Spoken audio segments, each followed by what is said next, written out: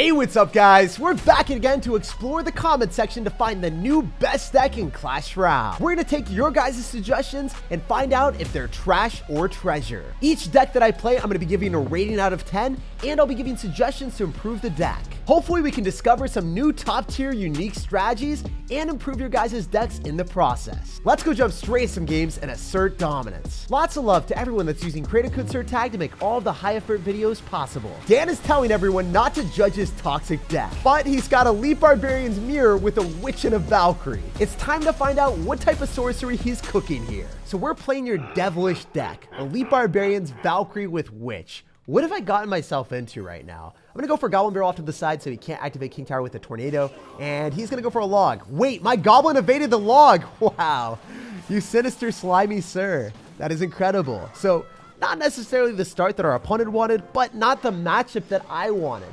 Even though we've got Mini P.E.K.K.A. and we also have Elite Barbarians plus Mirror to crush those Hog Riders, it's gonna be bad for us because I don't have any way of breaking through with my Goblin Barrel, which is my sole win condition in the deck. If you look at my log, I think I can get some damage, 77 damage each time, but that's not going to amount to too much. Fortunately for us, our E-Barb is hearing our prayers and giving it a little bit of damage on the left-hand side to put us back in business. But if you think about it, Goblin Barrel is our win condition. We don't have any other way of baiting out our opponent's log besides going for initial Goblin Barrel and then baiting out the log with that Goblin Barrel and then going for a mirrored up Goblin Barrel to get our damage. So 2 Goblin Barrels. Not necessarily super reliable strategy because we don't have a skeleton army. We don't end up having like a dark goblin. We don't have princess. There's no other bait element to the deck.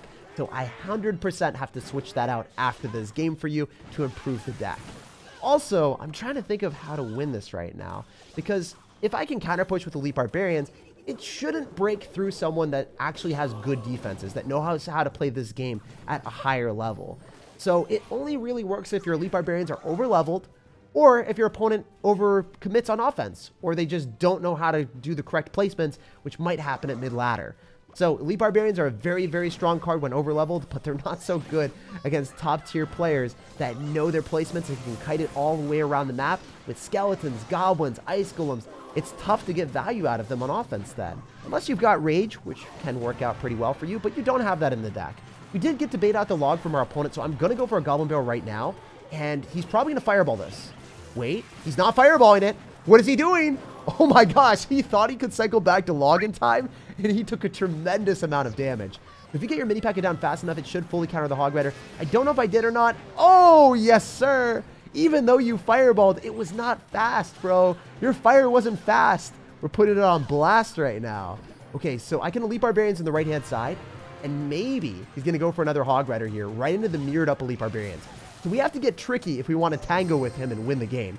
This is how we have to play. He's going to go for a Fireball. I'm pretty sure the Elite Barbarians are going to do a tremendous amount of damage if they can just lock onto the tower on the left-hand side. I need to be able to kill this cannon, so I'm going to go in for a log on that. He also logs our witch.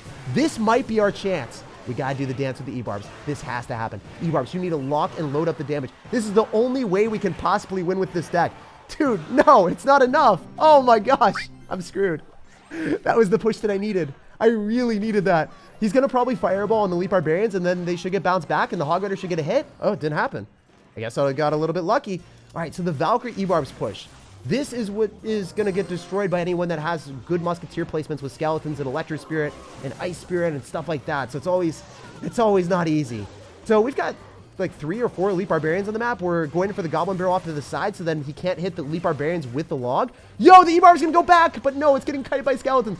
See, this is the problem when you play against a 2.6 player that actually knows placements. He's stopping all of our stuff so easily despite being down so much elixir. The E-Barb should lock onto the tower after killing the Musketeer, and I think I barely win this game. Nope. Yep. Okay, finally. That was incredibly sketchy, and despite the deck being toxic, it isn't the best. I'm going to rate this deck a 5.5 out of 10. If you want to run a similar strategy that works at top 1,000 in the world with Goblin Barrel and Elite Barbarians, this is the only one you can play. There is one player beating the best players in the world with this deck. And as you can see, it has multiple ways of baiting out the opponent's spells. with the skeleton army so the opponent logs that, or they'll arrow on top of the minion horde so then your goblin barrel can thrive. And instead of having the witch to remove all of your opponent's bait cards so elite barbarians can find their way through and deal damage, you're gonna have the bowler instead. The bowler has longer range and it's incredibly solid on defense too. And if you need to close out games, you're gonna have the direct damage of the fireball. If you switch to this deck, you'll still be able to use your creative combo, and I would rate it maybe a 7.5 out of 10. But as is, your deck is not playable after you get out of mid ladder. So to improve, you gotta switch some things up. Our Spazam has given us a turtly Tombstone giant skeleton knight deck. It's time to test out this fortress deck and see if it's actually impenetrable. All right, we got a game against AKs, so we're gonna see what's happening. Again, we do not have a big spell in this deck. What are you guys trying to do to me right now? And we're playing against Elixir Collector? Oh, this is some sick joke. This is absolutely morbid for me. If I go in for a Hog Rider here, maybe I can lock onto the Elixir Collector. Maybe I can find some way of winning. Please kill the Elixir Collector. Don't activate King Tower with the Hog Rider, though. Don't activate King Tower with the Hog Rider. Oh, the Hog Rider's got 10 million IQ. It went back towards the tower instead of towards the King Tower. I did not see that coming. You guys got to let me know down below in the comment section if you think I have the smartest Hog Rider in the world, or if the Hog Rider never goes towards the King Tower in that situation. And I just haven't played that situation before because I always have big spells with my Hog Rider deck. So this guy is going to go in for Elite Barbarians at the river. Definitely a 3 Musketeer deck. The great thing about your deck right now that I'm seeing is we have a plethora of amazing defensive options. Wow, he whiffed those 3 Musketeers like it was his job. That was really lucky for me. I can go for a Tombstone here, probably get him to go for a Heal Spirit. Please let me log a Heal Spirit or something. Yeah, we've got Knight, we've got Giant Skeleton, and we have Tombstone, so it's hard for Bridge Spam to break through us. Even if he gets a huge Elixir advantage with the Elixir Collectors, it might still work out for us because our cost-efficient defense might be able to even up the gap that we have. So if I'm down a lot, we might be able to drag our opponent down with really cost-effective trades. So I'm going to go in for a Hog Rider here, and because he's got Zap, he might not have a good answer to this Goblin Barrel. If the Goblins get zapped, then he has no answer to the Bats. And because Log does 77 damage at max level, it won't be able to take out the tower on the right-hand side. But if I snag the tower on the left, we might be back in business. Oh my gosh. So it's a 3 Musketeer deck, and he's already saying good game. Maybe if his mental's shattered, we'll be able to shatter some more towers and walk away with win. Let's just go for Electro Wizard in the middle and see if he left. Oh, no, he didn't. But we're going to take the tower anyway. Yeah, so the rest of the 1 minute, there's not going to be any problems. I've got Tombstone, Giant Skeleton, Knight.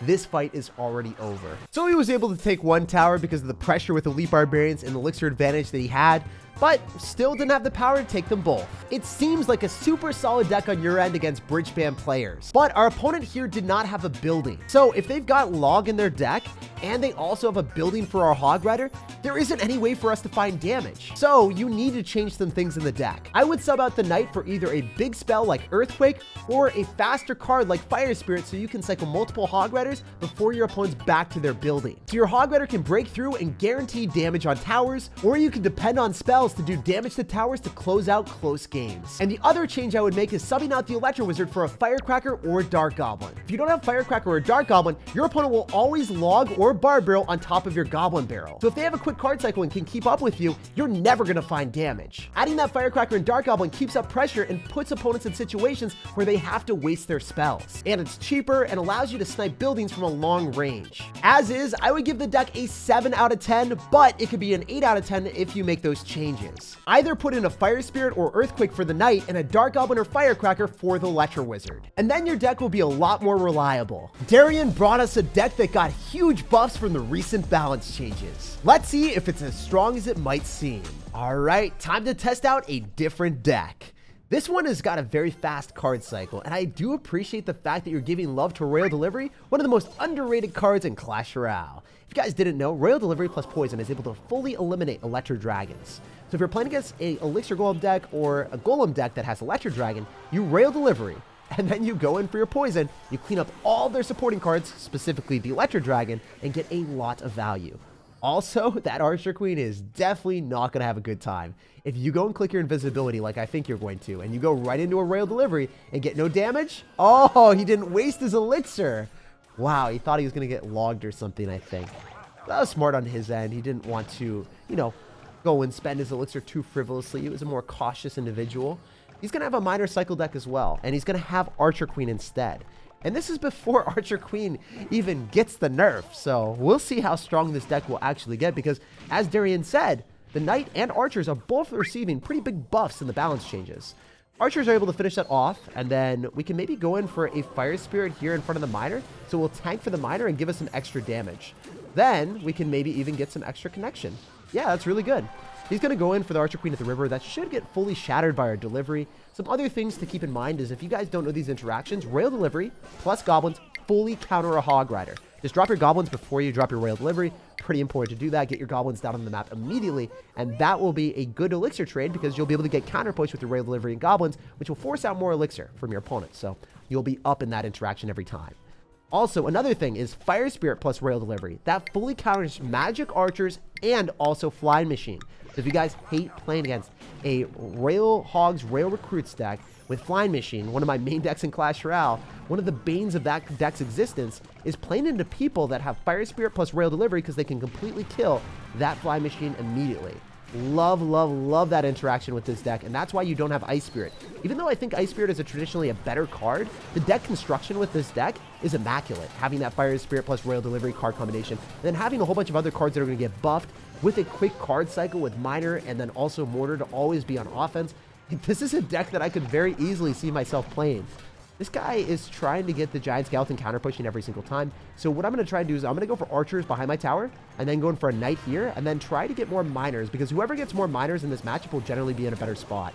Even though he ends up poisoning on top of the goblins, it's okay for me. Because if you think about it from this perspective, we want to just be able to catch his miner so he doesn't get as much damage as he's hoping. He doesn't catch my miner, but we catch his. Let's go. That's value. You can go for a knight here. Goblins are still going to be a great counter to his miner. He's going to probably drop it in the back. Oh, wow. He dropped it in front and tried to pre-log the goblins. That was also smart as well. No, the Arch Queen's on my tower. Ooh, that was awful for me. He might have outplayed me a little bit. This is not good. This is no bueno. We got to go for a Royal Delivery here and then knight on top of the miner. Don't know where it's going to be. Gonna catch it here, and we're gonna go for a mortar. He's probably gonna go Archer Queen on top of the mortar if I had to guess. Maybe he doesn't have enough elixir. Yo, he doesn't. He's got to go goblins first. That's bad for him because now he has nothing to catch the miner. Jeez, we are kind of catching up in damage just because he went for a bomb tower defense. We can go for a poison here. We can go in for archers in the back, and then we can also go and drop our goblins so we can guarantee that the miner will get caught. It's just a lot of elixir down the drain. So I'm gonna go for a knight preemptively and cycle that. He's actually gonna go and cycle an Archer Queen. Ooh, wow. He's giving me an opportunity to potentially cycle him here. So I want to go in for a miner. I want to go in for a poison to hit the Archer Queen if possible. And I'm going to go goblins on top of the miner to guarantee that we can kill it. Royal Delivery will be able to just snipe his Archer Queen. But the one thing that is keeping me in this game is my quicker card cycle. So even though he's going to end up having like Archer Queen and goblins and the 3-card card cycle, because we have cheaper cards with the archers and the knight, he wasn't able to keep up the fight and we put him down. GG and well played. So I really like this deck. The fact that I was able to beat an overpowered Archer Queen Miner Poison deck before Archer Queen gets nerfed with cards that are about to be buffed is insane. I'm going to rate this deck a 9 out of 10 because it's only about to get better. And to be honest, I wouldn't even change anything in the deck. Since you have splash damage with the Fire Spirit and the Royal Delivery, there's no point in running Valkyrie. And if you wanted to get extra spicy, you could run Goblin Drill instead of the Miner because you have bait cards with the Fire Spirit, Archers, and the Goblins. But Goblin Drill is just a worse card than Miner. It costs more elixir and you're not able to cycle as many of them on the map. Definitely one of the best constructed decks that I've played in a long time, and I can't wait to keep playing it. Christopher has impressed me by playing the exact same deck since 2017. Let's see if his loyalty paid off and if the deck is still strong, or if we can make the deck a bit better. It seems like y'all really love your Goblin Barrels. This is the third deck of the day that has Goblin Barrel as the win condition, but it is really awkward to have a Tesla in a Mega Knight deck. I don't think I've ever seen that before. Usually Mega Knight decks are incredibly defensive, and if you extremely hate Hog Rider decks, maybe you'll put in like a mini P.E.K.K.A as well, but never put in a building because it severely hampers your offensive presence, whereas the Mega Knight, it defends and then it jumps towards your opponent's side. But your building, it just sits there and it decays over time. It's a crime to put in a building in a Mega Knight deck. In most situations, it's not going to work that well unless it's a Spear Goblin Hut or a Tombstone. Spear Goblin Hut because it will give you Spear Goblins that will give you counter push, whereas, you know, your Tesla just does not do that. It's not a spawner. So the other thing is we have a mischievous way of winning this. We can maybe bait out our opponent's arrows with our Princess and our Skeleton Army, but he's got an Electro Giant, so I don't know if we can count on that too much. We are going to go for a Tesla to go and pull the Electro Giant as far as possible. Notice that placement. It works so freaking well against E-Giants because both towers are engaged and we pulled it as far as possible. we're dropping our princess behind our tower, so in case he wants to go for tornado, he's not going to be able to tornado and pull the princess into the electro giant and finish it off. If you drop your princess or range card behind your tower directly, they'll never be able to pull it. So this guy is going to have tornado, yeah, as expected, because, you know, that's what electro giant players do. We are hovering our zap or our log in case he's going to go and drop skeletons or goblins. And wow, that princess is digging for gold on this guy's tower. Most awesome shot I made in my entire Hitman career. That is awesome stuff. One thing is, I've seen a deck super similar to this at top 200 gameplay played a ton. If you guys know what I'm talking about, it's the Prince Royal Giant Mega Knight deck without any spells, and definitely not a Tesla. So you're so close to like one of the best decks in the game, but not quite there. So I'll show you guys the improvements or the changes that I would make. It's only like 2 or 3 cards, and then you'd have like one of the best decks in the game. At least if you want to play Mega Knight in the same deck as a Goblin Barrel. This will show you the best one. Anyway, this guy's going to E-Giant in the back, and we got to go Mega Knight in the same side. Wait, what? Okay. This is the joke, right? There are 2 Mega Knights on the field with an Electro Giant. This is crazy. I do not appreciate such shenaniganery, sir. I don't know if I can defend this, but we have to try our hardest here. So I'm going to go for bats off to the side. The Goblin Barrel put in work. I am going to be able to get a Skeleton Army down, and then I think I might be able to plop down a Mega Knight in the nick of time. Please, please save my butt. Oh, this is definitely not happening. I am 1,000,000% dead. So as you can see, if you do play against an Electro Giant deck with arrows, you might have a miserable time with this deck. If I had Royal Giant, at least I could apply opposite lane pressure that wouldn't be like a bait card that would be flimsily countered by his Mega Knight, Witch, or maybe our opponent just went in for an aggressive arrows on everything. So having that Prince and also combination with Royal Giant will benefit this deck a lot. As is, I gotta give it like a 6 out of 10. I'm gonna rate it slightly higher than the first deck of the day simply because you have more bait cards to bait out the spells so your Goblin Barrel can actually thrive. But when it comes down to it, you have no offensive capability besides that. You have no big spell to actually rack up a lot of damage. You do have Princess at the River, but it can be predicted because if your opponent knows your card cycle, they're gonna stop it every single time. So if you simply swap out your Zap, Log, and Tesla for Royal Giant, Prince, and Dark Goblin, you'll get one of the best decks in the game that I would rate an 8.5 out of 10. You're always able to apply aggression with your Mega Knight plus Prince, the Mega Knight removing all the distractions so the Prince can pummel towers, and the Royal Giant to come up clutch, whereas the Mega Knight removes the distractions and can also jump on buildings while your Dark Goblins and Princesses are able to snipe them too, so your Royal Giant can get even more value. If you play this deck, you will overwhelm all of your opponents and they won't know where to throw their spells, while still retaining super solid defense with your Mega Knight Skeleton Army, Dark Goblin, and Princess for anti-air. If you want to run a Mega Knight bait deck with Goblin Barrel, this is the only version that professional players use. For the last deck of the day, El Dando is blasting us back to 2016 with his Golem Lightning deck. Maybe he predicted the future all along because Archers just got a massive buff. It's time to see if the rest of the Golem deck can keep up with the times. When I was a professional player, I played this deck a ton, so I'm actually really hyped to test this one out. This Golem deck is a major throwback, and I love the fact that it's got Archers that are getting a massive buff. They are so strong now. I'm gonna go in for a Baby Dragon on top of the Princess, and we should be able to finish that off. Definitely do not want to worry too much about our opponent going in for anything in single elixir because the deck gets so much better in double.